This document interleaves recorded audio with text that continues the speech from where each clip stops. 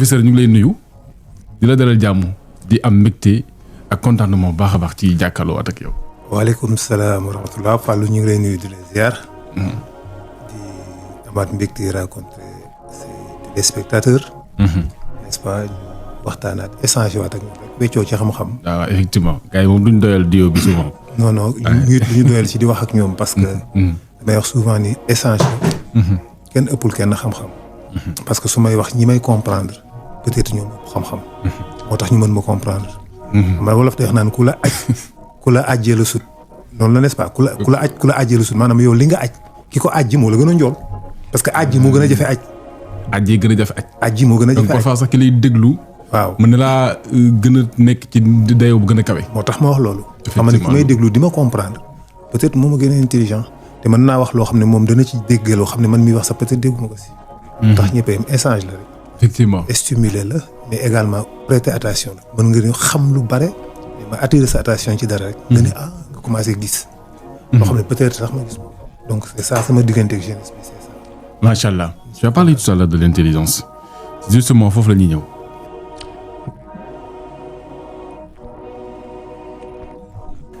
l'intelligence moo taxoon yàlla bind nit intelligence moo tax nit nekk nit wuuteeg rab. intelligence moo tax nit mën a créer société les animaux la majeure partie une société boo xam ne dafay am juge am ay magistrat bariwul ci ñoom am certains animaux yu ko mën mais intelligence moo tax nit mën a construire mën a wuutu yàlla ci kaw suuf wuutu yàlla ci kaw suuf yàlla wax ni maa bind doomu aadama pour mu wuutu ma ci kaw suuf. pour représenter ma en quelque sorte. pour ñu mën a représenter yàlla il faut ñu nekk ay créateurs parce que yàlla créateur la donc ñun tamit dañuy créer moo tax nit di créer defal avion defal bombe defal oto et cetera. créer ay bâtiments créer ay construire ay affaires am intelligence passionnelle intelligence su nafs intelligence spirituelle intelligence intellectuelle c'est-à-dire c'est créer des passions dafay créer après ay passions. ay plaisirs ay joie forme d'intelligence su l'art c'est quoi intelligence artistique. C'est quoi cette forme d'intelligence? C'est quoi exactement? L'art, la beauté de l'art, c'est quoi? Quand nous contemplons benn tableau, benn œuvre d'art, par exemple, nit ñëw di ko xool tableau bi dara nekk ci lu ay couleurs rek ñu jaxase ban plaisir la ci nit ki war a mën a jëlee. Pourquoi nit mën a jëlee plaisir ci loolu ñu jëndee ko ay centaines de millions te tableau bi ay couleurs rek lañ ci jaxase ça veut dire quoi? C'est l'abstrait, c'est l'inconscience, c'est le subconscient. Donc c'est ça la profondeur pensée là, c'est ça l'intelligence. L'intelligence nag dafa vaste dafa bëri ay paramètres. dafa bëri ay formes également aussi voilà. L'intelligence. Et cette intelligence là est-ce que souvent mën na nekk luy bloquer nit ki wala soit loo xam ne dina ko permettre mu mën a exceller ci domaine bi nga xam ne moom la bëgg est-ce que plus intelligence day bloquer nit wala plus de lay. L'intelligence peut être contrôlée comme elle peut prendre le mauvais chemin c'est-à-dire dafa am lu ñuy tuddee muus ak am xel ku muus ak ku am xel ku intelligent ak ku malin il est malin ak il est intelligent beaucoup. Intelligence dafay ëmb sagesse maanaam day ànd ak mbaax intelligence dafay gis conséquence. Intelligence day gis conséquence lépp nag intelligence la lépp forme pensée la mais dafa am positif négatif en quelque sorte si vous voulez bien ñu tuddee ko noonu mooy ki am intelligence dafay ànd ak sagesse day ànd ak mbaax day ànd ak yërmande day ànd ak ñeewante day ànd ak digganteem ak boroomam ëllëg day gis conséquences yi mën a jur muy xalaat est-ce que jar mën naa def lii ak léegi lii ma réussir am li ma bëgg mais après lii yàqu lépp est-ce que jar na ko kooku mooy ki intelligent un malin nag du calculer le reste conséquences yi s'en fiche royalement objectif mooy rek man naa réussir li ma bëgg su ma defee lii ak lii dina am li ma bëgg après foofu la xalaat tamit c'est-à-dire un homme malin mooy koo xam ni kii kat la pexekat la il est rusé quoi c'est quelqu'un de rusé mën na wërante ndomba mën na tegantey dil mën na xam muus yu xam fu muy jaar gaa yi fële kooku il est rusé c'est ça un malin mais un homme intelligent day xalaat plus que bàyyiwaat. mën na xalaat lu bari xam ko. tegaat ko à côté parce que day xool toujours le reste après alors. ça m'apporte quoi justement li ma si am est-ce que jar na lii. est-ce que li ciy yàqoo ñaata nit ñoo ciy dee wala ñaata nit ñoo ciy daanu wala ñaata nit ñoo ciy am jafe-jafe. ban musiba la mën a jural sama réew ëllëg même. yooyu yëpp da koy xalaat ba finalement danaa non c'est pas la peine. Ouais. Et puis plus may avancer plus may découvrir ni en fait sama mon niveau d'intelligence. aspect yu bari bu ma ko suivre daf may bloquer très souvent. bu may suivre sama intelligence daf may bloquer ci bari. Parce que je suis très perfectionniste, c'est-à-dire damay bëgg souvent comme li nga wax sànq. lépp lu muy def mu bëgg mu parfait bëgg mu excellent. bëgg def ko ci tempo bi nga xam ne daal du dara y a pas de faute ni rien et daf may yóbbu ci benn procrastination boo xam ne souvent damay procrastiner ci samay objectif. Ouais. Peut-être il y a la peur derrière. La peur fait partie des sentiments extraordinaires yi nga xam ni am na ko. La peur. La peur. C'est plus que important. La peur moo ñu sauvé. La peur moo sauvé l'humanité. bu fekkoon nit du ragal dara. kon ay musiba mooy am finalement. mais bu nit ragaloon à 100% tamit du évoluer. donc dañuy dund entre ces deux. da nga nit ki yow mën nga réfléchir ay projet quelque chose tu veux faire mais tu as des craintes quand même. léegi nag moo tax parfois yéen nga bravo nga bàyyi. parfois nga avancer avec ta peur. Le courage. mooy nga avancer malgré ta peur. C'est ça le courage. Le courage mooy ngay progresser malgré ta peur. Parce que tout le monde a peur. ñëpp ay tiit. ku dul ragal doo nit. Même en prise de parole en public. damay recevoir souvent ay questions venant de mes élèves. yoo wax souvent ni. ñu am benn peur bu ñu am bu ñu waree jël parole en public et cetera. Et comme tu l'as si bien dit, tout le monde a peur. Il faut affronter ces peurs. C'est ça Il faut apprendre à affronter la peur. ngay affronter say craintes. C'est-à-dire su ma jëlee parole publiquement damay paniquer parfois da ngay kuy trembler voix bi day lox. day tiit finalement li muy wax daf koy rëcc. mën a concentrer wu. day perdre le repère. mais au fur et à mesure que muy affronter cette peur. au fur et à mesure mu koy gën a mën. Effectivement donc c'est-à-dire public kenn du ko mën dañ koy miin. wax public kenn du ko mën da nga koy miin rek. Être à l'aise dans l'inconfort. Être à l'aise dans le public devant tout le monde nga nekk à l'aise di wax c'est juste que vous avez l'habitude mais boo ko tàmmul doo ko mën. donc question apprentissage la quoi. au fur et à mesure nga koy def di toog di wax. public bi taxaw di la xool ngay wax. commencement ngay panique ngay jël courage au fur et à mesure ngay gën a am confiance di gën a ñeme. donc tu as besoin de beaucoup de choses quand même. tu as besoin d'être encouragé tu as besoin n'est-ce pas ñu tàccu la ñu la accompagner ci loolu. par exemple boo ñëwoon mbiru public nga ñëw wax rek public bi yuuxu la waaw. définitivement fa ngay doxee dootoo waxati jamais. parce que ngay jëlee benn panique boo xamante ni si ça devient maintenant benn phobie lay nekk après. da ngay am phobie c'est-à-dire ça devient un trouble quoi. ça devient un trouble psychique. mais boo ñëwee wax panique ñu applaudir la ne di courage c'est bon magnifique. donc da ngay def benn pas à l'avant. ëllëg nga ñëw ainsi de suite. donc les peurs que vous avez moo tax ngay xalaat lu bare ba nga ne ce n'est pas parfait effectivement am na ci ñoom yoo xam ne c'est des perfectionnistes comme tu l'as dit. Effectivement c'est des gens dañuy bëgg mu parfait mu extraordinaire du am benn faute tout se passe bien en règle dans les normes tout. Parfois aussi loolu tamit dina bloquer quand il pense que ni du ma am réussite bi ma bëgg su ma ko defaree ni ma bëgg mu mel ko du ko mel. parfois da koy ragal loo ba tax mu arrière. mais parfois da ngay engagé wu ci loo xamante ni mënoo am certitude ci réussite bi ngay am à 100% avant nga ciy dugg. donc tu entres dedans ak day ma liggéey ba xam xool ba xam le reste comment tu vas faire mais. munoo avant ngay dugg nga teg programme bi lépp xam résultat yi lépp. parfois c'est pas facile ci lépp. am na ci mën a nekk mais du mun nekk ci lépp quoi. donc nag da ngay dem avec ta peur. est-ce que dina sotti mais quand même je vais faire de mon mieux. di faire de ton mieux si ça marche alhamdulilah rabbil alamin. s'il y a des erreurs tamit c'est pas grave. et c'est comme ça échec yooyu daf lay permettre après mën nga ko réparer mën nga ko ajouter mën nga ko compléter ainsi de suite. donc mais le courage et la pensée vont ensemble parce que xalaat ak xel. dafay accompagner nit ci dundam yëpp ci léppam. xalaat ak xel bi nga wax noonu. mooy du accompagner nit xam nga xel. xalaat la pensée fan lay dafay tukkee ci nit ci en neurologie quoi. parce que mën nga ko mën a jàppee ñoom sur le cortex préfrontal parce que c'est là où viennent les décisions. le cortex préfrontal c'est le cerveau mooy fii ci kanam la nekk. ci jëwu nit la nekk. moo tax nit ci jëbi lay jëlee ay décisions. waaw foofu la nekk le cortex préfrontal mais le vrai travail l'hippocampe et le kii ñoo koy def l'hippocampe et l'amygdale ñoom ñoo gën a yor la coordination et la cognition des émotions. Cette capacité d'agir, quoi. Ouais, c'est-à-dire c'est là où viennent les décisions, les sentiments, les religions, la croyance, tout est parti de l'amygdale et de l'hippocampe. Les rêves, tout. Vraiment, on peut dire que moi le centre du cerveau. Et moi, en tout cas, moi, la cognition et la coordination. Moi, coordonner les émotions, il y a le cortex préfrontal, l'hippocampe, et voilà. Mais, il y a ce qu'on appelle l'inconscient et le conscient.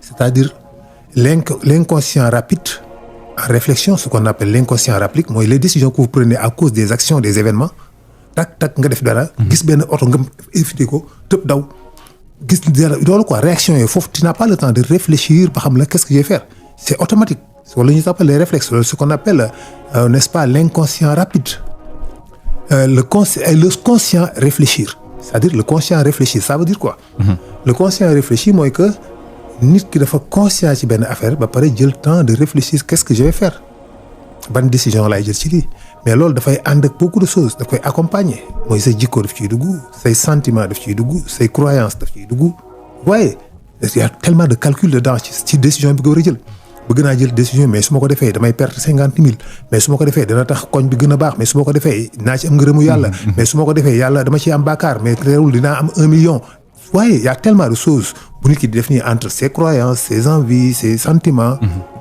ainsi de suite donc de tout cet ensemble après tu vas créer une décision. C'est pourquoi on l'appelle l'inconscient, le conscient réfléchi. C'est-à-dire que vous êtes conscient de quelque chose et que vous avez réfléchi et que vous avez pris des décisions là-dessus. Donc nga xalaat ci soog a xool comment faire. Donc deux types de kii yooyu yëpp mën nga ni moom moo am deux types de réflexion yooyu moom moo am ci ni di xalaatee. Donc yooyu nag ñu ngi basé wu tout ça c'est des connexions neuronales en tout cas.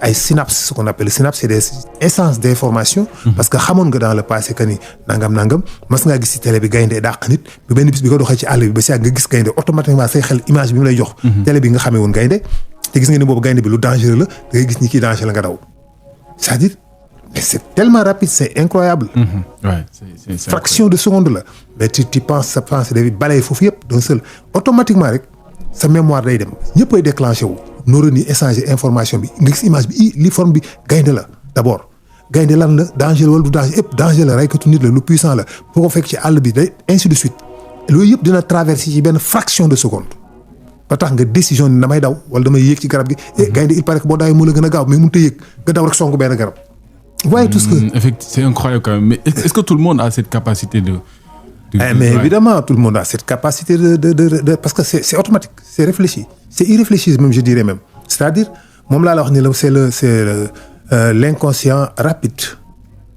voyez c'est l'inconscient rapide c'est-à-dire que affaire boo xam ne yëguloo sax bi nga koy décider décision yëpp ni mu ñëwee ci yow sax yëgu ko da nga ni nii rek dem mais loolu lépp jàll na fi ci diggante bi donc parce que bi nga gisee gaynde gi xamuloo goo lan la il faut nga identifier ko loolu réflexion la xool ba ni non lii gaynde la même li muy gaaw ci yow nga xool rek ni gaynde am na temps bu sa cerveau def benn dugub yóbbu information bi fenn image bi jël na ko yóbbu ko ci sa mémoire mu dem ci sa mémoire fouillé fa gaynde mooy lan ñu génne ko ni ko gaynde la nga soog a identifier ni gaynde la après ñu yóbbu ko ba xam danger la wala danger ñu yóbbuwaat information boobu nga ñuy jàngal ni gaynde danger la nga dellu soit des danger la nga léegi nu may def décision bi nga bëgg a jël naa jéem a daw kii du ma ko affronter nga daw ñu ne mais gaynde boo dawee moo la gën a gaaw nga ne kon donc léegi naa dem yéeg ci garab maanaam lii ma la wax nii ci benn taf-taf lay doon ay échange d'information parce que gis bi nga gis xamugoo li nga gis de tant que eggul ci sa cerveau gisagoo li nga gis de tant que eggul ci sa cerveau c'est-à-dire la vue quand vous regardez quelque chose vous voyez rien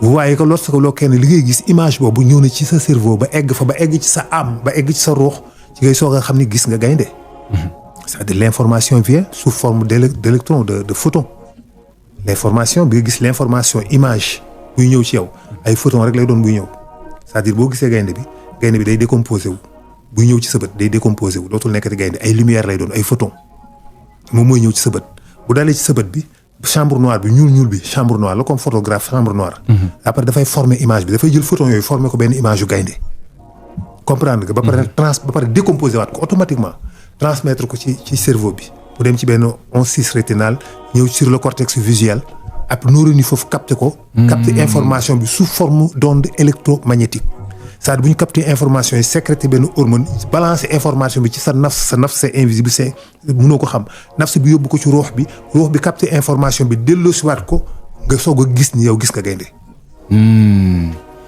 Et ce cortex visuel là dont je parle, est-ce que c'est ce qui permet réellement la vue ou la vue en quelque sorte? Effectivement, non. C'est juste dafay transmettre des informations. Dafay interpréter l'information. C'est-à-dire d'interpréter l'information sur beneen langage au lieu de image xam nga quand booy seetaan benn match de football image bu ñu koy jël foofu ci terrain stade bi ay image lay doon image quoi. Film nii écran couleur match bi gazon bi gars yi daw. Mais bu ñu koy transmettre di ko indi Sénégal est-ce que dañuy téye conserver image non. Ay photons lay doon. Ay électrons ay photons ñoom ñooy voyager rek ay lumière rek ñooy voyager lumière dootul nekkati image. Mais bu ñëwee ci satellite bi capté ko balancé ko ci centre émetteur bi nekk Sénégal foofu lañ koy transformer. ñoom tamit def ko image yóbbu ko ci télévision bi jox ko ci canaliser ko télé bi bu ñëwee ci kii bi comment dirais-je boîte bi fi ngay capté yi. mu transformer ko mu nekk image ak son mais buy ñëw ci jaww ji lay jaar du nekkati image. ni ko ni tey jii boo taxoon ci jaww ji da ngay gis image match bi nii mu nekk comme télé di dem jóge France di ñëw Sénégal pour nga seetaan match bi. non boo ko gënoon gis ay lumière ngay gis yuy dem. mais bu ñëwee appareils yi nekk ci télé yooyu ñooy capté waat information yi transformer ko defaat ko image ak son génne ko ci sa écran nga soog ko gis c'est-à-dire même bët noonu lay def moom tamit également. nopp tamit également bu déggee. li muy dégg du nekk son. buy egg ci cerveau bi du nekk son ay vibration lay doon. c'est-à-dire effectivement vibration la c'est-à-dire bu ñëw ci sa nopp vibration la ondulation la ay oscillation la les oscillations des molécules dans l'espace c'est des vibrations c'est un phénomène vibratoire. Donc yooyu bu ñëwee dafay dal sur le tympan ci nopp bi ci kii bi membrane bi bu dalee si membrane bi të parce que ay ondes yuy def ni di ñëw xam nga ay vagues quoi tak ay oscillations mais des ondes sonores des perturbations des molécules dans l'espace perturbations yooyu dafay ñëw agité wu dal ci membrane bi bu si dalee vibrer ko membrane bi vibrer tëg boo nee Ablaye Seck ñu dem Dakar exemple buy ñëw daan day def mouvement boobu quoi Ablaye Seck ñu dem Dakar exemple. loolu c'est très compliqué.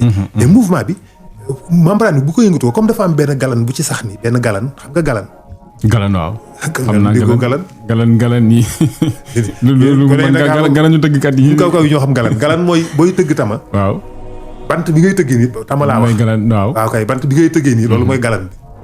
léegi nag dafa am benn galan buy nekk ci membrane bi boo xam day vibrer tëg day tëgg ci benn étrier day tëgg ci benn ndënd day tëgg vibration bi tëg léegi nag loolu. étrier bi tamit yóbbu ko et foofu buy demati léegi day nekk moom tamit benn fréquence tonotopique c'est-à-dire dafay ñëw ci ay ciliés ay cellules yuy flotter ci benn ndox bu dang bu ñuy wax les ciliés parce que dafa am benn karaw bu ci benn sax. chaque cellule dafa am benn karaw bu ci sax léegi ondes yooyu bu ñëwee bu dalee ci karaw yi dañuy vaciller wu ni yëngatu ni ñuy yëngatoo dañuy décrire information sonore boobu ci cellule bi transmettre ko vers le cerveau ci ay pulsions électromagnétiques bu ñëwee ci cerveau bi neurones yi capté ko neurones yi bu ñu koy capté du ñu capté son. ay électrons la ñuy capté bu ñu capté lumière boobu ñoom après dañuy tam kenn xamul lu ñu koy décrire. ñoom tamit transmettre information bi léegi ci nafs bi foofu léegi day nekk ci beneen forme bu ñu mënul comprendre. incroyable. léegi nafs bi nag moo koy transmettre ruux gi nag mooy xam dëgg-dëgg son bi moo tax est-ce que dëgg-dëgg son bi ñu tëgg moom nga dégg c'est pas évident c'est-à-dire même son bi est-ce que moom nga dégg. parce que li ciy xew yëpp ci diggante bi dafa bëri. léegi ruux bi nag bu ko si ngay soog a nag dégg tën bi nga dégg nga ko maintenant l'information vient juste d'arriver léegi moom tamit day traduire tamit comme tamit l'inverse bu amee information buy tukkee ci ruux. da koy jox nafs bi transmettre ko cerveau bi wàccee ko ci jëmm ji mooy comme les rêves parce que les rêves ne viennent pas de l'extérieur ils viennent de l'intérieur. les rêves. oui par exemple les rêves jógewul ci biti nekkul information buy jógee ci biti. information buy tukkee ci sa biir la parce que lii wax ak yow ci sa nafs la koy def ci sa ruux. sa nafs da lay waxal directement nafs bi léegi moo koy indi ci ruux gi mu transmettre ko mu traduire ko mu nekk image booy gis. c'est là où c'est important en fait de filtrer les informations ñi nga xam moom la ñuy recevoir parce que man damay gis souvent des fois yenn su ma amee yenn xalaat yi sama yenn xalaat yi nii su ma ko amee souvent li may xalaat wala li may gis très souvent bu ma tëddee yu mel noonu laay faral di gént quoi mën naa am benn loo xam ne daf ma ñor dëgg. ok ci bari man gént yooyu lay faral di. ok et c'est un peu bizarre damay ñëw sànq ci kii bi nga gis-gisin c'est-à-dire gis dara c'est-à-dire le fait de voir. am na étude scientifique ma doon lire récemment yu wax ni nit ki amul accès ci lim gis ba pare maanaam nit ki amul accès ci c'est-à-dire li nga gis ba pare. réaction bi nga ci war a am. ak kii bi nga ci war a am c'est-à-dire décision bi nga ci war a jël. ak maanaam contrôle bi nga ci war a am dëgg-dëgg ci li nga gis. mënoo ko contrôler. oui c'est nit ki amul ci accès en fait. non mais c'est très compliqué. xam nga il y a toujours de l'influence quelque part. am na lu lay influencer à l'intérieur de toi même que vous contrôlez pas boo xamul am na lu lay influencer à l'extérieur des causes ay causes yoo xamante ni si dafay modifier sa perception c'est-à-dire on n'est pas neutre. Ces causes modifient ta perception des décisions ta façon de voir les choses sentiment bi nga am son musique ban moo neex ban son musique moo neex pourquoi musique am capacité exprimer ay sentiments xamuloo li muy wax mais tu as des sentiments. sentiments yi nga am fu mu jógee ci lan la quoi pourquoi tu es triste wala pourquoi tu es heureux wala pourquoi tu te sens libre booy déglu benn son tout simplement mën na nekk parfois son boo xam ne sax ki koy tëgg du sénégalais. effectivement ça fait juste un instrument par exemple. pourquoi quand vous regardez par exemple la musique hindoue je dirais pas toujours mais la majeure partie da ngay am benn sentiment de tristesse. c'est trop bizarre ce que je dis quand même. voilà. des fois man bu ma bëggee nelaw nii damay bu ma bëggee wala ma bëgg def benn introspection bi sama bopp. wala ma bëgg am dal. am tranquillité spirituelle damay teg benn musique par exemple. ouais. ça peut être un son de fond. quand je ferme les yeux je suis tranquille daf may permettre ma gën a am chacun am dal je sais pas comment dire mais c'est trop. voilà c'est quelque chose que je comprends pas du tout. 99,99% des gens ne le comprennent pas. Pourquoi? On te dit que par exemple la musique exprime des sentiments à travers des instruments. Le son, c'est quoi le son? C'est quoi le son? Ting nga ni non baaxul ma changé tong nga ni non baaxul ma changé tong nga ni voilà boobu baax. Pourquoi boobu baax? Pourquoi am son bu neex ak son bu neexul? ci yow. ci yow. Pourquoi son bi neexul ci yow? te ni mu neexul ci yow jouer benn note. tang tang tang tang tang. nga ni non c'est bon. ma jël benn ndënd kërëng rëng rëng nga ni non neexul quoi. Pourquoi yëpp ay bruit kese la. son guitare bi ak xandi bi daanu yëpp bruit la. Pourquoi bii neex bii neexul? Pourquoi? Qu'est-ce qui fait la musique?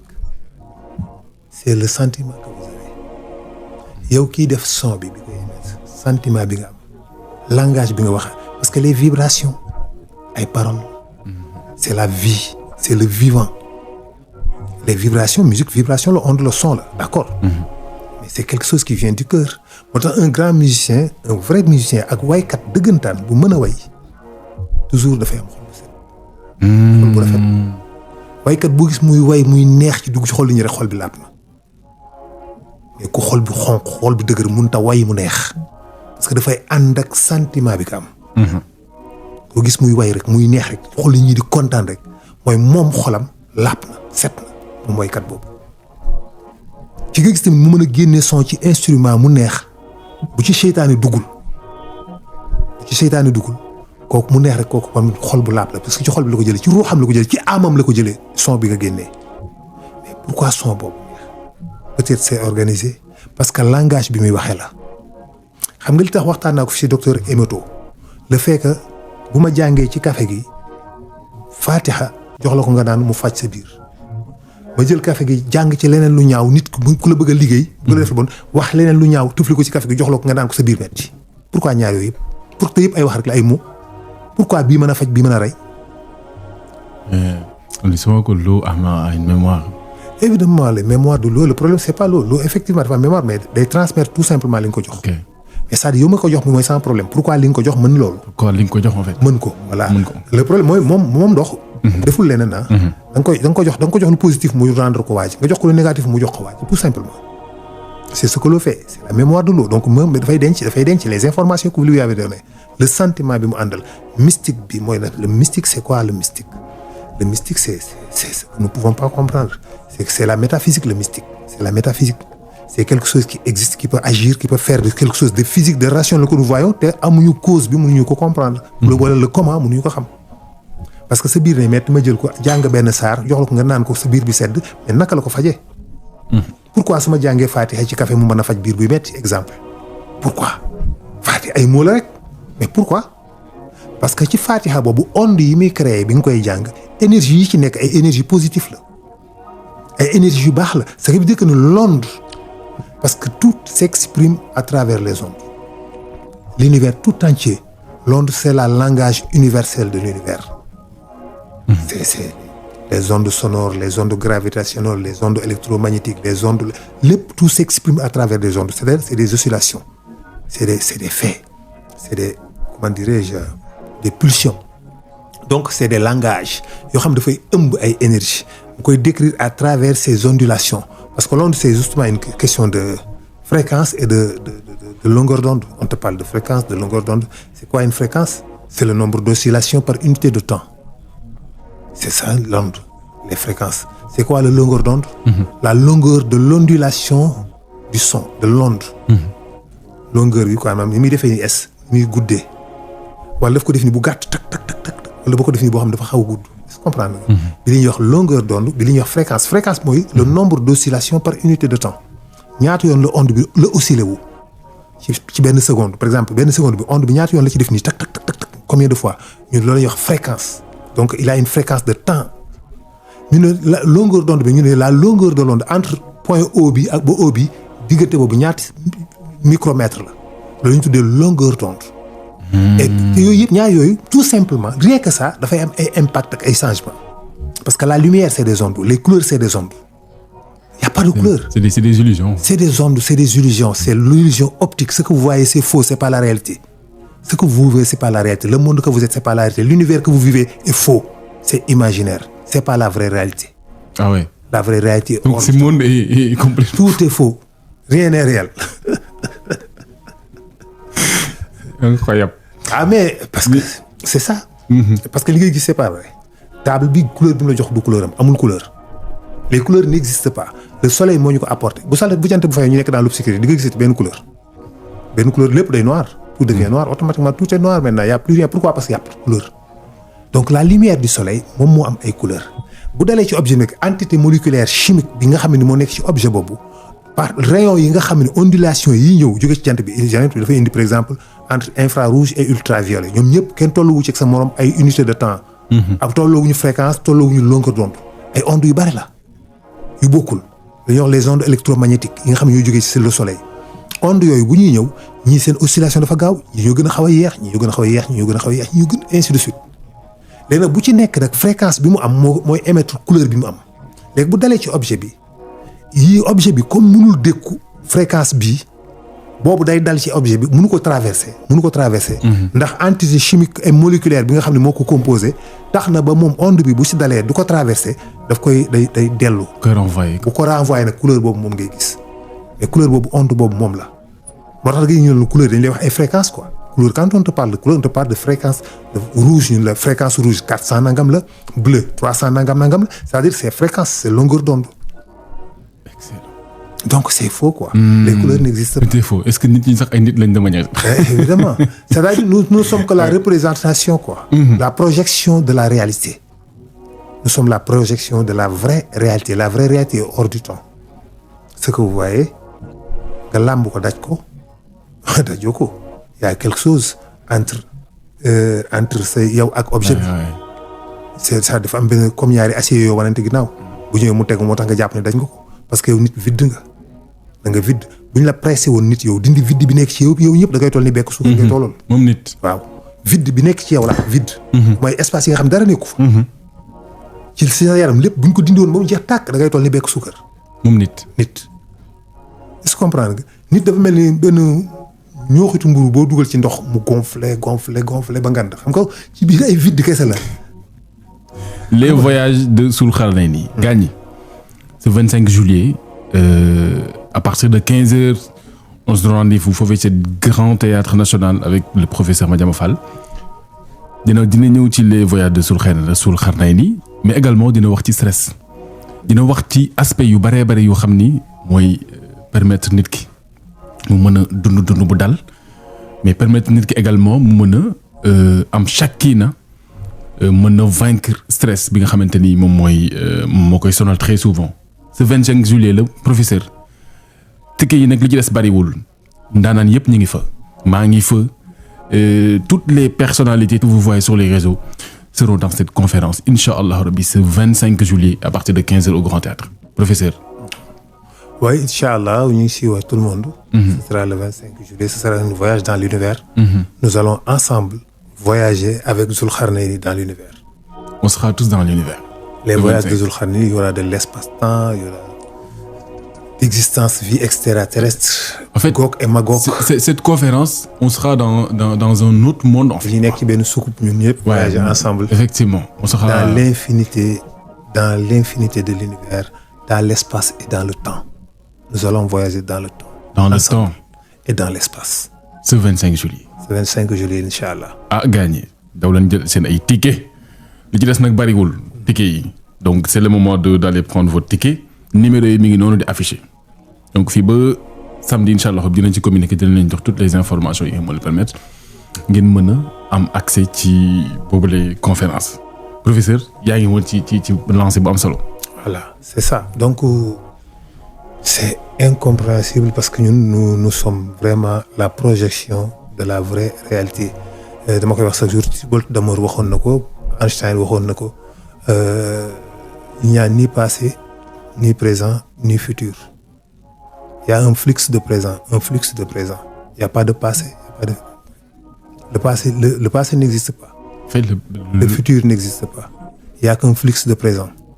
C'est-à-dire on peut voyager dans le temps. Pourquoi? Parce que le temps est là.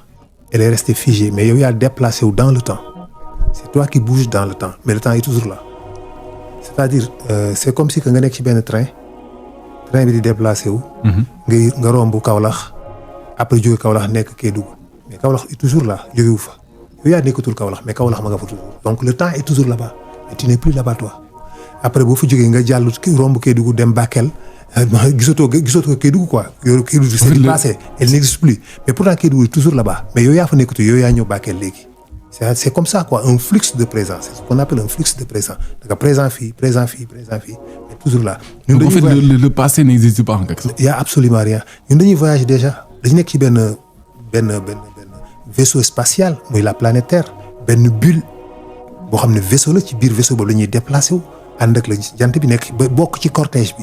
C'est comme si que jant bi mooy déplacé wu benn président bu mag la buy déplacé wu ñun planètes yi yëpp dañu nekk ay cortège quoi ay oto yu ko topp bu ngand la di déplacé moom jant ñu topp ko tout simplement depuis bu ñu la sansam ba tey mi ngi déplacé wu di dem amul fenn foo xam ne foofu fanaan foo xam ne yenn nga fa fépp foo mës a jóg ba nga juddoo ba tey fépp foo jógee rek jàll nga feneen ñoo ngi feneen bu bokkut ak fa ñu nekkoon daaw démb chaque seconde ñoo ngi déplacé wu ay vitesse wu kenn xamul 720 000 kilomètres à l'heure moom la ñuy déplacé wu moom la système solaire bi yëpp je dis l'ensemble du système solaire se déplace vers l'apex à une vitesse de 720 000 kilomètres à l'heure ou même 800 000 kilomètres à l'heure donc yow foo fanaan doo fa yendu d'ici quelques années d'ici quelques milliers d'années c'est-à-dire bidéew yi ngay gis dootoo leen gis parce que dañuy génn ci anneau boobu dañuy dugg ci beneen dimension sur le comment dirais-je sur la voûte céleste c'est-à-dire dañuy jógee ci partie boobu sur les zodiaques ngay gis noonu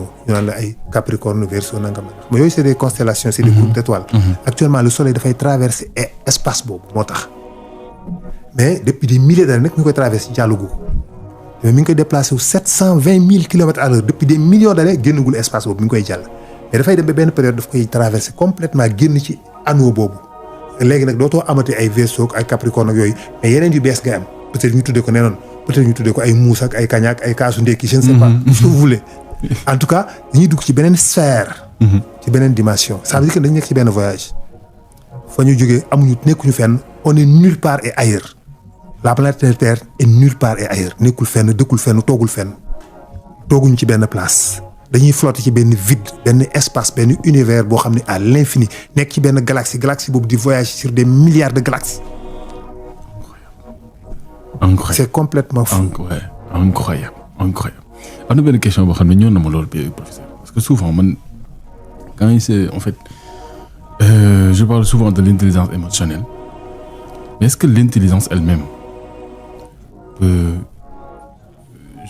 susciter avec le temps, c'est-à-dire est-ce que l'intelligence avec le temps mën na disparaître et lu ko waral en fait parce que souvent nit ñi bu ñuy jëm mag ngay gis ñu ci bari dañuy naax comme ni ko waxee dañuy perdre seen xel c'est quel est en fait comment garder cette intelligence là ba atteindre un certain âge. nit ku bu nekkee màgget perdul xelam mais ses réflexes c'est-à-dire voilà et son cerveau est fatigué beaucoup de neurones dee na am na diminution mais il reste intelligent. ça revient ci li nga doon wax sànq muy que nit vide la en fait quoi. elle est vide du dara c'est juste benn âme bu ñu dugal ci benn corps bu bizarre donc corps boobu moom la âme bi di exprimer wu mais corps boobu dafa insuffisant pour que âme bi mën a exprimer wu à 100%.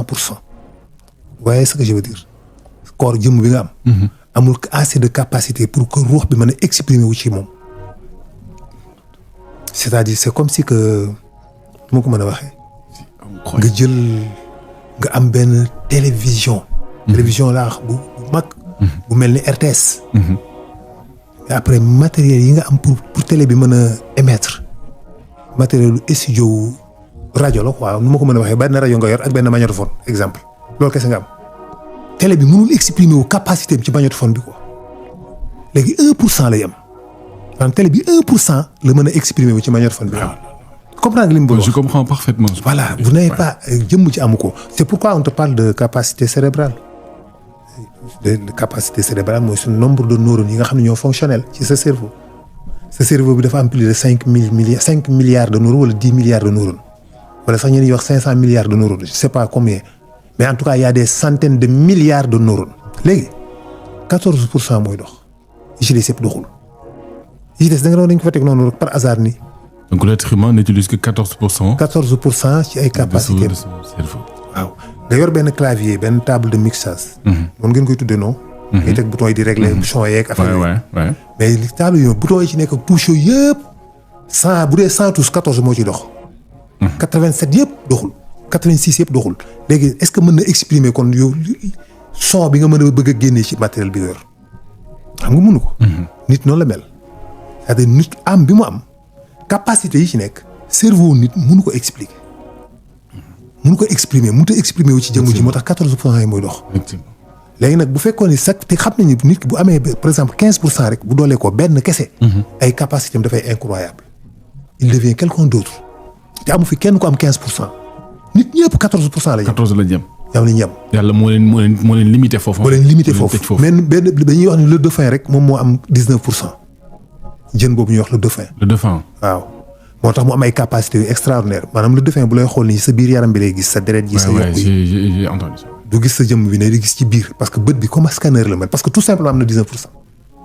bu déggoon benn pièce boo sànnee à 500 mètres ci biir géej gi da koy dégg pax bi da koy dégg te bu ko déggee day xam quantité bi ni mu toll pièce bi nga fa sànni ban taille la am distance bi ñaata kilomètres la ñaata mètres la diggante ak foofu lépp da koy xam ci benn tic boobu parce que tout simplement am na 19%. donc léegi nag imagine toi que yow nga am 50%. Ouais. Tu n'es plus humain. Ouais. Tu deviens autre chose. Tu deviens autre chose dootoo nekk un être humain. te pourtant loolu mooy vrai nit normalement da nga waroon egg à 100%. à 100%. boo eggee à 100% là c'est catastrophique. loolu àddina attanu ko. Ouais. ce monde là tu peux pas vivre du mënoo am jëmm maanaam sa jëmm du ci mën a dund. moo tax yàlla ne tuuti laa leen jox ci xam-xam. maa utiitu mina l-ilmi illaa xaliilan joxuma leen ci xam-xam lu dul tuuti.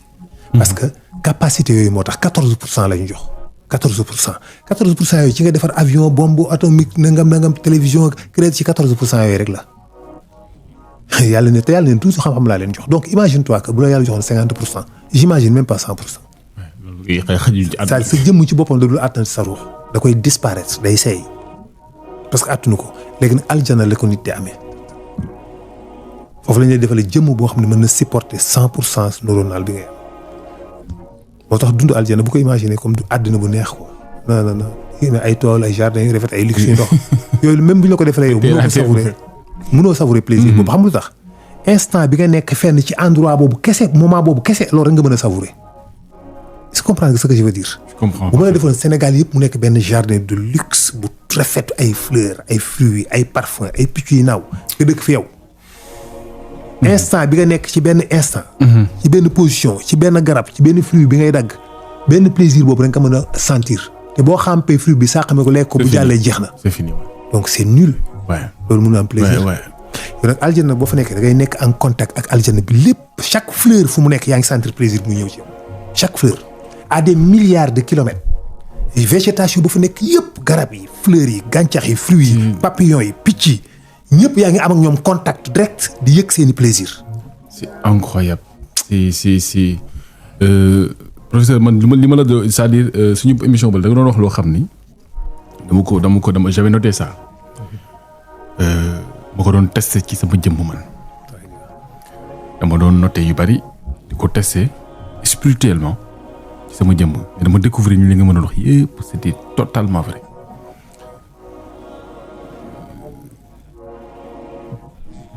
ba mu amee sama ay 18 ans 19 ans 20 ans su ma doon wax bu ma demee ba mu amee 1 million par exemple mu ne ba am bay am 1 million par mois. je serais très heureux je serais lu xam nga la vie sax àdduna bi lépp dana neex dara dootuma métti sama àdduna. mu ne ba am ko muy wutiwaat leneen. mu ne ba am oto xoolal sama àdduna lépp baax na xam nga je serais heureux dootuma am loo métti sama àdduna. tey laa je touche des millions. maa ngi dawal oto. tey laa gën a mën a daj coono pour dem wutiwaat leneen. effectivement. et avec le recul damay découvrir ni en fait li nga ma doon wax en fait c'était totalement vrai que nit en fait yàlla daf ñu limité ba nga xam ni même plaisir sax mënuñu ko am ci àdduna. mënoo ko savourer. et lu naqaree dégg la. et moo tax samay réflexion ak samay décision yu bari dama ko changé. par rapport ak li nga doon wax c'était incroyable.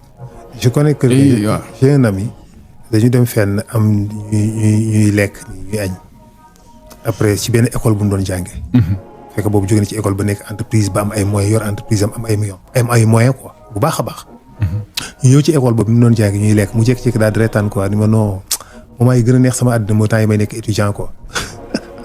ma ne ko bi ngay nekk étudiant yaa ngi rêvé boo paree ba créer entreprise ba amul waaye dimbali waaye man maa ngi nii stress rek laay dund di. wallaahi gis nga c'est faux c'est pareil la vraie li ngay gis yëpp c'est des illusions. en fait daal la mu ci ne lenn rek mooy le vivant mooy dundal nit mooy xol bu yàlla. xol bu yàlla et le bonheur en fait le bonheur en quelque sorte c'est quoi. le bonheur c'est ça. le bonheur c'est quoi. le bonheur nafs la c'est comme parfum bu traversé la. bonheuru bakkan ak bonheuru ruux dafa am ñaari bonheur la nit am bu bakkan ak bu ruux loolu mooy benn bi beneen forme bonheur bi mooy la quiétude le sakina boo amee sakina rek bonheur la déjà nga am sakina boobu nag ñaar la bi nga xam yaa ngi koy jéem a chercher à travers le matériel. la yokk fitna. mooy nga yaatal sa kër gu gën a rëy. def koy jardin tabax fa ay mango. saxal fa ay garab def ay légumes def bâtiment bu gigantesque climatisé ko def nangam kër gi luxe nga taal ay cuuraay pomper ko ay parfum de canapé yu nooy brise bi climatisé tout mais après tu verras que bon c'est juste pour quelques secondes. ouais. mooy bi nga xam yaa ngi ko jéem a chercher. parce que tranquillité nga bëgg nit ñi ëpp loolu lañ bëgg tranquille moo tax nga damay ut ay milliards nga am léegi su ma amee ay milliards stocké ko tëj ko léegi c'est sûr que man dootuma ñàkk léegi ma am fukki kër am fukki immeuble am nangam léegi man damay tranquille loolu ngay gëm quoi ñun ñëpp loolu lañ gëm man loolu laa gëm ñun loolu lañ gëm. effectivement c'est faux. effectivement. au contraire da lay yokk nga nit ñi dañu mel ni dañoo wékku ay saak di yéeg ay montagnes ku nekk alal ji nga am moom nga ci wékk ku la gën a ëppale rek gën laa diisle. c'est-à-dire. et li gën a doy waar mooy avec le temps j'ai quand même eu la chance de fréquenter énormément d'hommes puissants bon matériel quoi. ñoo xam ni yàlla dimbali nañ ci wàllu koom-koom. mais damay gis ni chaque jour chaque instant bu may nekk ak ñoom seen ñu ci bari ci ñoom dañuy perdre seen humanité bi nekk ci ñoom dëgg. mais malheureusement dañ koy perte et piège boobu nag. ku bépp entrepreneur war nga ci mën a bañ a tomber kat voilà. xam nga yonent bi dafa waxoon benn wax mu jug jamono dañ leen proposer ñaar am ak ñàkk déggin la nag parce que man ñam am laay ut. su ma sañoon ñu jox ma 100 000 milliards ma denc su ma gisoon ay milliards fii banque bu beggal di léegi ma dajji banque bi yóbbu kees gi dem sama yoon mais tey jii ñun yëpp loolu lañ gëm te kenn mënuñu cee delloo ginnaaw. mais malheureusement yonent bi dafa ne bu ñu la tànn mujj jamono dinañ leen tànn loo am ak ñàkk na ngeen tànn ñàkk ndax mooy tax ngeen mucc donc da ngay jël chaque lan mooy ñàkk bi lan moo tax ñu mooy tax nga mucc est-ce que am bi na tax nga am lu mu am ça veut dire le monde d'aujourd'hui pas toujours du ñëpp li ci ëpp daf lay exiger pour nga am xaalis beaucoup de sacrifices c'est-à-dire quand je te parle de sacrifice waxuma sacrifice nga dem rey ginaar rey mbëtt rey nit non mais mooy da ngay balayer ay jikko ak ay valeurs da nga koy dindi buddi sànni ay ngor koy buddi sànni ay jomb dindi sànni ay yërëmande dindi sànni ay lu ñaaw di t'en fiche royalement di débranche lépp pour mën a am alal léegi nag boo débranché lépp ba jot alal boobu à 80% da ngay découvrir ni yow dootoo nit léegi t'es juste un coquille vide dans une maison de luxe xam nga tey jii mbaam xuux boo ko tabaxaloon benn palais bu rafet mu dëkk fa moom mbaam xuux la rek il s'en fout de tout ça day xuux yi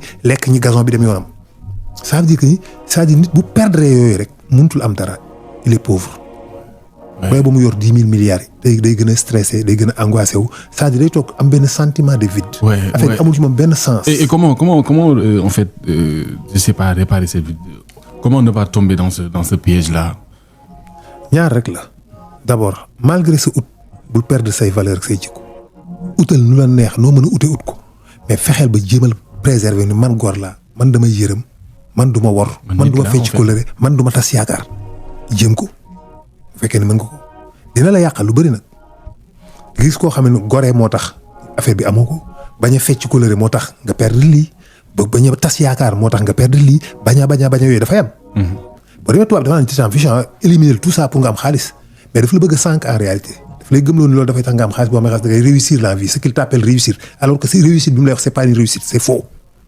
il n'y a pas de réussite matérielle lu tax nga réussir la vie boo réussir les matériels ça ne veut pas dire que da nga réussir la vie c'est faux ta vie en tout cas léegi nag yow nit ki dafa koy perdre donc nit ki na jéem a préserver yooyu benn bis des na ko uti ci yàlla na ko sàkku ci yàlla waaw julli huwa allazi anzala sakinan fi qulubil mu'minin moom moo ko wax huwa allazi anzala sakinan fi qulubil mu'minin li yazdadu imanan ma imanim man yàlla maay wàccee la quiétude la tranquillité le sakina ci xolub jullit pour yokk ci iman maanaam pour yokk ci ngëmam walillahi junudu samawati wal ard ndax man maa yor les moyens c'est-à-dire yi may permettre donc nit ki dafay uti yàlla ci yàlla loolu laal ni mu koy utee ci yàlla naka la mooy fexe ji ma am passion yàlla intimité am ak yàlla fexe ji ma monter boole boppam dundam ci yàlla ci dundam fexe am passion ci moom fexe ko bëgg di ci xalaat di xool création bi changer sa gis-gis changer sa vision de la vie yéeg ci benn immeuble toog ci kaw observer la société nga jàngat leen métaphore la li ma wax noonu pas au vrai sens du terme quoi. yéeg ci immeuble gis ko àdduna nga def ko àdduna de manière générale. nga taxaw observer àdduna bi société bi mooy man li ma dund gi pour lan la. je vis pourquoi lan laa fiy def dama koy wax fan yële ma leen question yi nga xam nit ñëpp dañ ko war di poser seen bopp di ko seet mooy may kan wala boog may lan parce que téye laa comme ça ni juddu 1992 jékki-jékki ni cëpp rek taxaw. màgg 2000 nga am 20 nangama commencé di werante dugg ci werante bi comme ñëpp quoi. waaye réew mi suñu kër man sama àddina sama vie pourtant téye laa en 1992 avant il n'existait pas dara kenn xamul woon ni di nga exister le monde était là pourtant.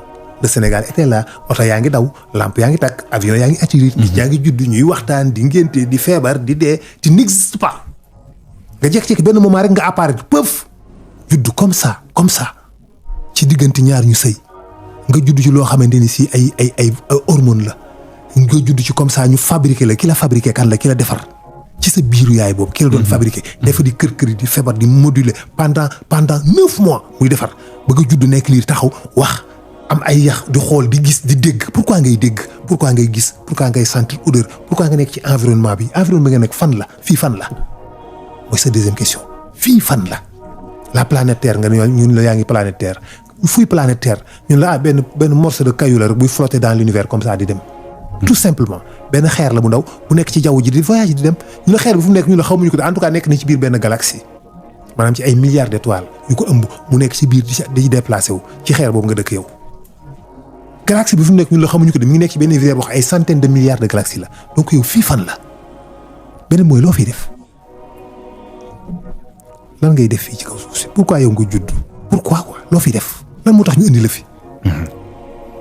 Quel est ton rôle? Quel est ton rôle? lan nga fiy def tu es là pourquoi c'est-à-dire nit bu xalaatee ci yooyu après dafay am beneen vision si waaye day mën a delloo boppam ci yàlla mën a aussi récupérer amoon na valeur yi mu doon ñàkkoon yëpp. évidemment dernière question professeur est-ce que l'amour existe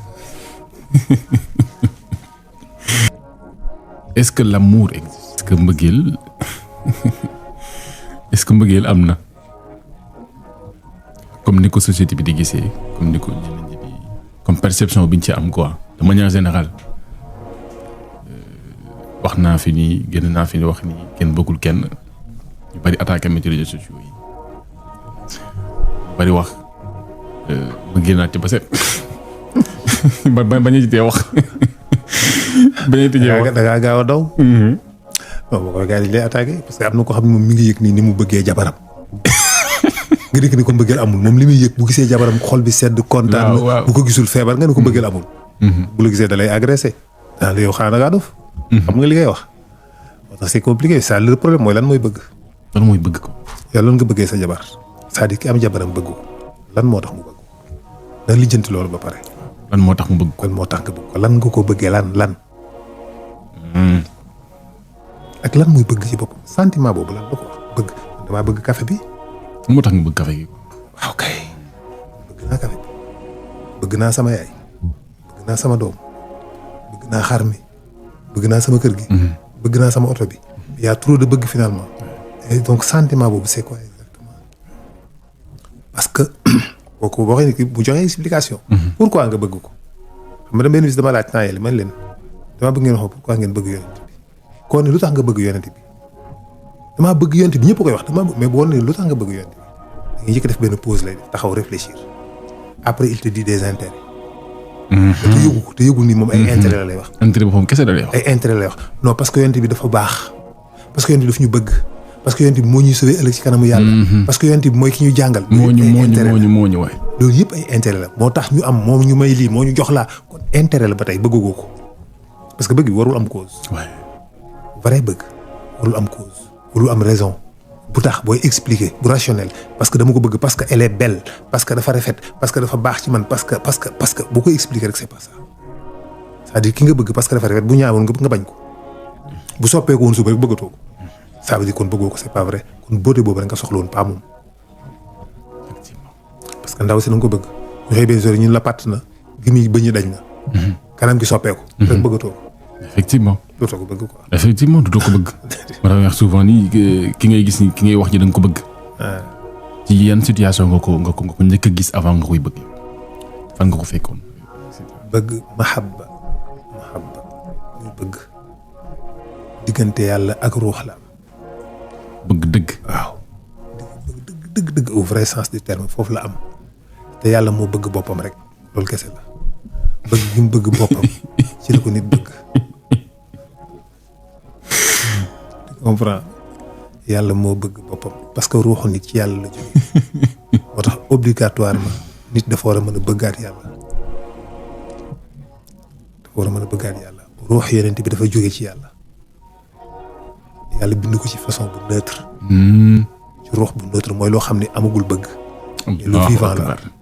lu vivant la luy dund la ruux la mais mënul bëgg mënul bañ parce que xamagu ko application bi koy permettre muy bëgg di bañ monté la guñ ko ruux bi muy flotter noonu dans le vide dans l'inconscient yàlla ñëw branché ko benn appareil boo xam ne day tax mu mën a bëgg mu daal di bëgg yàlla bëgg boobu mënoo ko décrire kon lu tax nga bëgg yàlla boo nee benn nit lu tax nga bëgg yàlla day taxaw réfléchir la parce que yàlla moo ma bind intérêt la moo may wërsëgal intérêt la moo tax ma mel nii moo tax ma mel naa intérêt la kon ba léegi waxu ko bëgg bi lan la yooyu ay objectif nga am bu la ko yàlla joxul nga mere ko parce que léegi da nga gis ñu mere yàlla parce que amuñu parce que joxu leen xaalis parce que joxu leen nangam ça veut dire que kon bëggoo yàlla c'est pas vrai lan muy bëgg yàlla donc nan la ñuy bëggee yàlla bëgg boobu sentiment boobu fu muy jógee attachement boobu jaam yi ko am yu raar yi ko am dëgg-dëgg mahabba dëgg ñu am ko ci yàlla mooy ñi nga xamante ni ci seen biir pauvreté ak seen feebar dañuy bëgg yàlla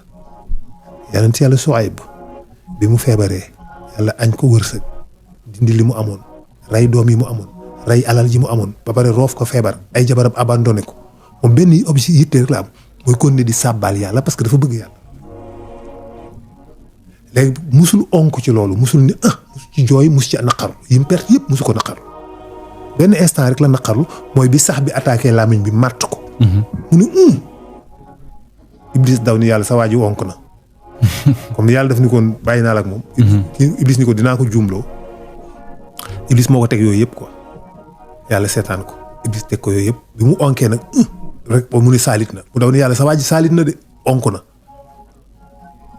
yàlla dama ni ko man de yow bi ngay egsi dafa fekk parce que waa ji bi mu onkee rek automatiquement dafa ne astaghfirullah bi moo la fi jiitu ni ko mais amul problème nañ dem lijjanti lan moo tax mu onk ñu laaj ko ni ko soo waay ba lu tax nga wonk mu ne làmmiñ bi may tuddee yàlla bu ko sax bi lekkee dootuma mën a sàbbal yàlla loolu rek ma metti na lekk sama yaram yëpp mais làmmiñ bi may sàbbal yàlla na ko bàyyi moo tax bi mu ne kiit làmmiñ mu ne mu tiit parce que dootuma am lu ma mën a sàbbal yàlla loolu ko yitteel loolu lay bëgg yàlla. est-ce que ñun egg nañ foofu. je ne saurais vous dire. bu ma yàlla xañee dépassé rek bu deful ndànk bu subaa ma toj kaas yi. maa la ko wax. voilà mi ngi noonu donc est-ce que c'est ça loolu mooy vrai li ci des rek poussière parfum bëgg la bëgg sa jabar bëgg. sa doom ba ki dee ba dogumal professeur waaye maa ngi ko wax benn waay ma ne ko li tax mënuma gëm ni bëgg dëgg au vrai sens du terme existe na yow ki am benn jabar xëy suba takk ñaareel boo ko laajee la tax mu takk ñaareel ay bëgg-bëggam la. booy nag doo ma indil ki nga xam ni aussi. doo ma indil problème ki nga xam ne aussi. aaw bi ci kër gi. bëggul aussi jëkkër ji takk ñaareel. lañ ne dong nga tax bëggul mu takk ñaareel muy que intérêt boobu la aussi parce que moom li mu bëgg mu yem ci moom kese donc bëgg. question bi dañ leen koy laajaat yéen téléspectateurs. bu jëkkër ji dee. dañ koy suul moom mu dem amaat beneen ci kër kon ne dundam bëggaat kooku encore. donc ana mbëggeel. voilà. Professeur, ça a été un plaisir de t'avoir encore dans cette émission franchement chaque jour bu ñu man en fait émission yi may def yëpp c'est vrai que damay invité naa ñu bari jàkkaarloo naa ak ñu bari mais chaque instant bu ma jàkkaarloo ak yow. damay nekk ci yeneen niveau pour mën a wax ak yow et loolu aussi je pense que ci yow la nekk donc nga nekk nit boo xam ne nag ma la apprécier loolu nag franchement di nga nekk référence pour mag ñi mais aussi nekk référence pour ndaw ñi énormément de jeunes dañ may message di témoigner sa jëmm di nga changer seen dund et cetera donc ñu ngi lay jaajëfal bu baax a baax di la. Dokel di wax gars yi nag le 27 juillet. le gars yëpp ñëw. 25 samedi bii le 25 samedi bii la ñëw na ba pare. daw leen gaaw ngeen dagg seen ay ticket fan lañ mën a amee ticket yi. waaw dinañ ko gis ci réseau yi am na ñu koy jaay en tout cas mais boo ñëwee ba Grand Théâtre. ba Grand Théâtre di nga fa mën a jënd aussi. ok bu la neexee mën nañ ñëw ba ci jour ji. jour ji nga ñëw jënd sa ticket dugg. ok man aussi dina am ticket yu ma joxe donc na mën ngeen ma contacter également aussi yow effectivement bu ko defee ngeen mën a am ci ticket yi. numéro yi mi ngi noonu professeur looy tàggatoo. waaw di remercier tout le monde di remercier aussi également jeunesse sénégalaise bi. ñoom ñooy nekk jeunesse bu intelligent bu bëgg lu baax bëgg yàlla. loolu la yàlla defal bëgg nañu yàlla malgré ci univers bu difficile lañ nekk mais da gis ne dañuy rechercher toujours yàlla ak la vérité ça c'est quelque chose boo xam ne je dirais chapeau vraiment c'est pas évident. cette jeunesse. waaw jeunesse bi dañu nekk ci univers bu complexe bu xat bu bari raj la bu fat bu dëll bu diis bu difficile mais quand même ñu ngi rechercher yàlla. ñu ngi rechercher xam-xam ñu ngi koy bëgg di am passion boobu ñoo tax may sonn ci lu bëree bëri pour bëgg partager ñoom lépp bu ñu libéré wu ci fardeau yi nga xam ne moo leen di sonal. alors que c'est faux parce que seytaane dafa créer ay yu faux pour teg leen fitna ba dootuñu tal yàlla yooyu la ñuy dindi ba mu set ba ñu libre ci seen xol mën a dund yàlla mën a dund seen àddina dund bu neex. mën na nekk incha allah ñu ngi leen di jox doon dig daje prochaine fois di leen ñaanal ñoom ñëpp jàmm taw fi nga xéwal. jërëjëf professeur. ba le 25 incha allah gars yi.